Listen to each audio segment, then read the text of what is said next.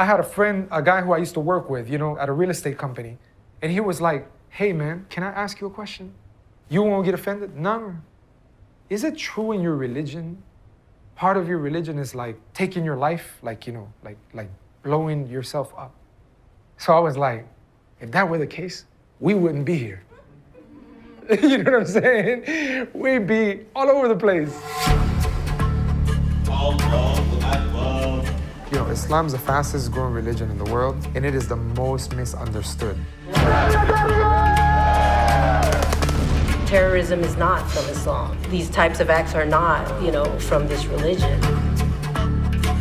And that's when I really started getting an idea what is Islam, how deep it was, and it wasn't what the media was portraying. When you embrace Islam, it's like this weight that you have has been lifted. Like you can breathe for the first time? Yeah, you just feel like... Why are Latinos converting, in your opinion? The statistics suggest that the Latino segment of the overall Muslim population is the fastest growing. They're leaving cultural Catholicism. They don't really understand what they're leaving. Thank you, my dear. How large is this movement? It's got to be at least 250,000. Wow. But it's growing. When Mexico sends its people, they're not sending their best. With all the racism and the xenophobia happening, where are the Catholic Christian leaders in this country really taking a strong stand on that? A lot of Latinos are saying, maybe Islam is offering something that Christianity doesn't offer. I'm worried. Absolutely, I'm worried. Islamic culture is extremely different.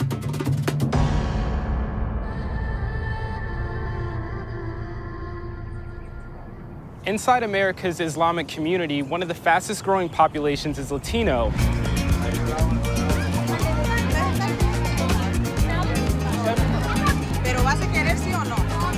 And the epicenter of that movement is here in Houston, Texas, home to not only one of the largest Latino communities, but also one of America's largest Muslim communities.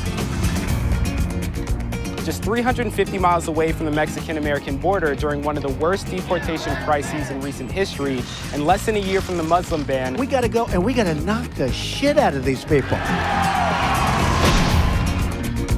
I've come here to meet Jaime. Jaime? Yeah. I'm Lee. Nice to meet you. Nice to meet you, man. The founder of America's first Islam and Spanish Center to find out why two of America's most discriminated groups are actually coming together. Whenever people come in, we let them know that, look, it's not a traditional mosque. We're the only producers in the world producing material in the Spanish language and distributing it, at the mass level. People who come through the center, do they come here thinking in the ways that the media has portrayed Muslims? Most definitely. Or believing the things that the media has portrayed about Muslims? Most definite. In fact, that's the default. When people come in here, before coming in here, we know they have preconceived notions. If I didn't know Chinese people, and on the media it says Chinese people kill people who are not Chinese, I wouldn't want a Chinese neighbor. Right. It's just common sense. That's the reason why we built this place. Yeah. Getting rid of some of these misconceptions. Then they start thinking, why don't I know this stuff?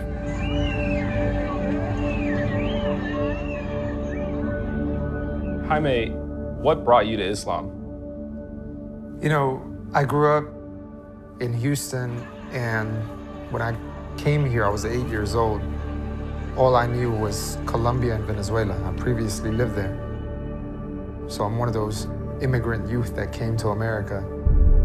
My parents wanted for me to have a better future.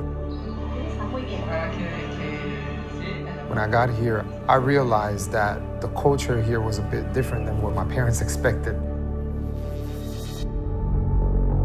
And we were having a lot of issues in regards to gangs popping up in the environment. And there was some troubled times where, unfortunately, I saw some of my friends get killed, people getting strung out on drugs, and it was a survival mode.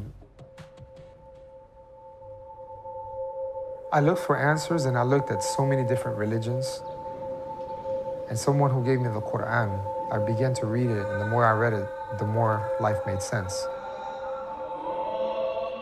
My mother thought I was brainwashed when I became Muslim because I stopped drinking alcohol, going out, the girls, all the stuff that I had easily, I let go of it. And it was great that I did it at the time I did it, because a few months later, a lot of my friends got caught in some stuff that put them in trouble. And I'm like, man, That choice of me accepting Islam saved me from that. America is not the most kind place to Latino immigrants right now. So why would you subject yourself to being that double minority? I don't think being a Muslim and being Latino is putting me in a position of weakness. It actually puts me in a position of strength. I have to be the best Latino I could be now. You gotta be the best Muslim. While Latinos are the fastest growing population within Islam, very little research has gone into discovering why. So I'm heading to Rice University to meet with Professor Considine, a religious studies expert, to gain clarity on why so many Latinos are becoming Muslim during such a critical and divisive time in America. Why is it that Latinos are seeking out Islam? Does it have anything to do with the common experience between Muslims and Latinos in this country? Absolutely. Especially after the election in 2016, where a lot of these people felt purged. When Mexico sends its people, they're not sending their best. They're sending people that have lots of problems, and they're bringing those problems with us. They're bringing drugs, they're bringing crime, they're rapists. A lot of Latinos are recognizing that not being white in this country comes with certain barriers. Latinos might also be thinking, Muslims generally speaking, they face similar obstacles with all the racism and the xenophobia happening from the top of the government. This is a 5-year ban. To an everyday existence on the street. Who knows what they're gonna bring into this country? We're gonna bombs, ISIS, what? They need to go. I think a lot of people are seeing Islam and the Islamic tradition in general as being more tolerant of race. People have to recognize, one of the most racially diverse religions in the world is Islam. We stand in opposition to their opposition. Allah. How large is this movement? The statistics suggest that it's got to be at least 250,000 Latin Muslims in this country. Wow. But it's growing. This is the future of America. Houston is a microcosm of the future of America. It's the Browning of America. They say by 2050, white people are not going to be the majority anymore. 34% of the American Catholic population is Latino, mainly immigrants, and many of those converting to Islam are coming out of this community. So I sat down with a group of members from St. Cyril's Catholic Church in Houston to get their thoughts on the Latino Christian move to embrace Islam. What has been your experience with the number of converts moving from Catholicism to Islam within the Latino community? So it's a very complicated issue, actually, right? It's multifaceted. But there's also a concerted effort by the Muslim community to reach out to the Latino communities. I think it's no secret, especially in the climate that we have now, and this has been an issue for years with immigration, especially when you look at the disenfranchisement of peoples, right? And that's what we're seeing in the immigration standpoint. And they turn to something. And of course, I think the Islamic community, something that I think that they target and they look for. Thank you, my dear. Look at the rise of Islam within Arab or parts of the Middle East. Where do you see its greatest growth? Is the same place you see its greatest extremism. But you do feel as though they may placate to this demographic or have a... I do. I think it's a concerted effort. I do. But I'm worried. Really? I'm worried. Absolutely, I'm worried. I'm worried from an anthropological standpoint. Islamic culture is extremely different. We see what's happening in Europe. We see what's happening in England. How do you think they'll be received by the larger American community? Skepticism, I would say. Very skeptical, very skeptical. Anyone who says that we target disenfranchised individuals, they don't know us. People who talk like this, they have an elitist mentality, possibly. How are we targeting? We're not targeting disenfranchised people. We're on digital media. So what room is this? So this is the brain, man, of the whole operation right here. We reached 14 million people just in a month in Ramadan. Wow. Sometimes there's some attacks, and they come due to some bias sometimes, and people have some agendas. This is our podcast station right here. I mean, had you had to contend with Islamophobia or racism because you were Latino? When I became Muslim, it was 3 months before September 11th.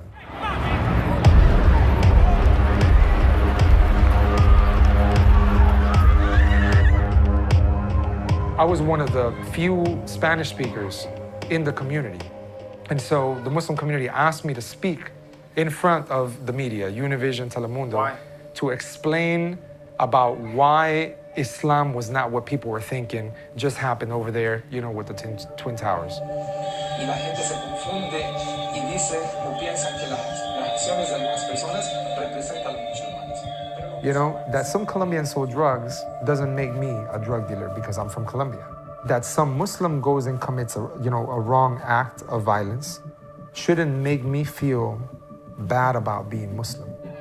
Friends and family, they were so emotionally charged regarding what happened over there in New York that they were like, how could you, right, be part of that? Is that the case for most Latinos converting? The family is the first shock, yeah. We're in the north side of Houston, about 45 minutes from the Islam and Spanish Center, and we're gonna go meet up with Raul. Raul is a DACA dreamer from Mexico that converted to Islam in 2011 at the age of 19, and has since become an active member of the Islam and Spanish Center. But like many Latino converts, Raul's family disowned him for becoming a Muslim. I was exiting high school. I was not doing so good spiritually. You know, I was going through depression. Also, like I'm under DACA as well. At the time, I didn't have papers. So, you know, I'm getting paid, you know, like $5 to wash the dishes, an hour and stuff like that. A lot of people take advantage of immigrants. And that's when I really started getting an idea of what is Islam and how deep it was and how it wasn't what the media was portraying. And it was what literally cured my depression. Are you concerned at all being a DACA dreamer and now being Muslim? Oh man, it's like a double whammy for me. Yeah. With Trump, it was just like one, I'm Latino, and two, I'm Muslim. It's just like I'm gonna get attacked from all sides. Sami Allahu liman hamida. Allahu Akbar. ¿Te ocupan, hijo? No, está bien. Ya es que ya están todos afuera. Basically, my mom found out that I was studying Islam, and she pretty much kicked me out of the house and threw all my clothes out. She said I was joining a terrorist organization, a cult, and they were training me to kill people. At the time, like I stopped eating pork, so my mom was just like, when I fed you beans, I would put pork on there on purpose. It was like straight up rejection. I remember eventually my mom started coming into the community, seeing the rest of the people. They were like, all these people would come up to my mom like, hey, you know, your son's like going out there feeding the homeless, being a good member of the community and stuff like that, all these things. And my mom just comes up to me and she's like, how come you didn't tell me you did all these things? And I was like, we never asked. You weren't interested, so I didn't tell you.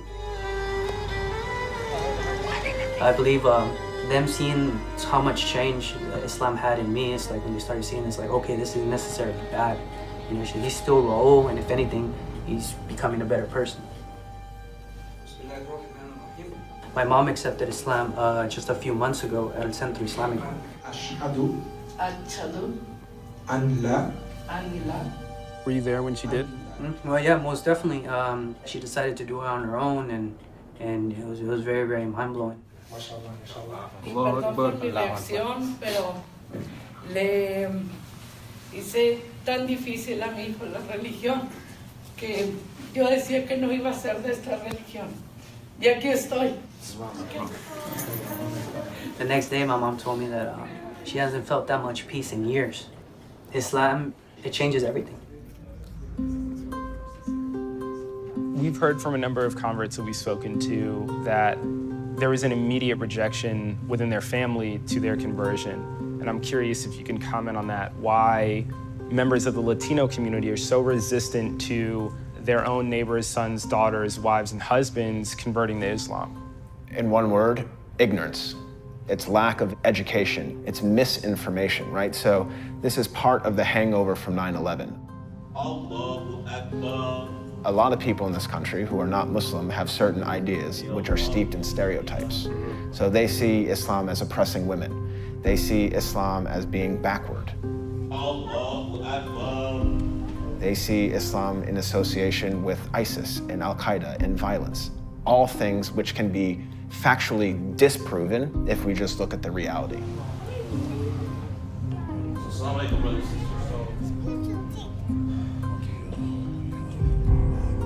sisters. Today is the Muslim holiday of Eid, and for a number of the members of the Islam and Spanish Center, this is going to be their first major Islamic holiday. So we're going to go inside and meet some of the members of this community and find out what this transition has been like. Did you guys have any misconceptions about Islam or about Muslims before you became Muslim? Terrorists. Yes. Yeah, terrorists. My family makes jokes. My brothers mostly. They're like, "Oh, you're going to the masjid. Oh, they're teaching you to make bombs or something." Yeah. I'm like, "No." Terrorism is not from Islam. These types of acts are not, from this religion. From what I knew before when I became a Muslim to now, yeah, it's totally different. How has Islam impacted your cultural identity? I'm still Puerto Rican, from when I wake up till I go to sleep. Something Mine similar was actually- happened. We still have our culture, we still have our language and everything. I'm still Mexican. I still like the same food. I still eat all of your food, and I just, my faith has changed. One of the things that I think that we're going to see at some point is probably a backlash into the fact that in the Islamic communities, when you grow up with that, you grow up with Sharia law. When you say Sharia law, you mean like separation of genders, things like separation of genders, some of the things, they even brought that out. Well, why would women go to such what they seem as a more oppressive? One of the interesting things is that reading some of these young women is they love wearing the hijab. What does it represent? It represents modesty and a sense of purity. It is what I feel like is they feel like when they go to Islam, they're hitting the reset button. Really, and this is something that Islam does do, and it's sort of a demonizing of white culture. So do you think that conversion is a misguided decision? I do. I think it's a lack of understanding what they're leading.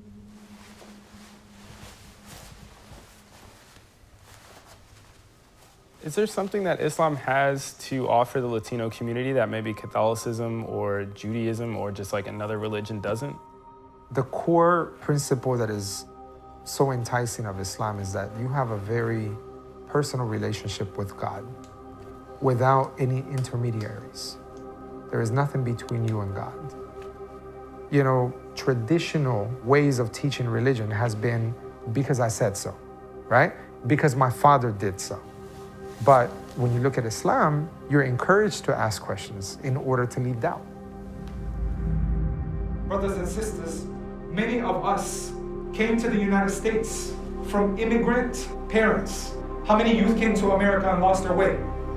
How many lost lives because of the choices that were made?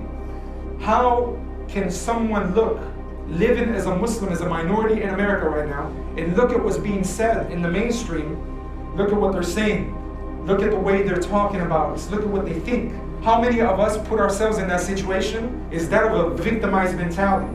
Or how many of us look at these circumstances and say, you know what, these are just challenges in life. I'm gonna head forward and I'm gonna deal with this in the best of ways. America at its foundation is a land of religious freedom, and it's a country that was built by immigrants. But in today's political climate, Muslims seeking religious acceptance are being discriminated against, just like the immigrants seeking a new home. Allahu Akbar.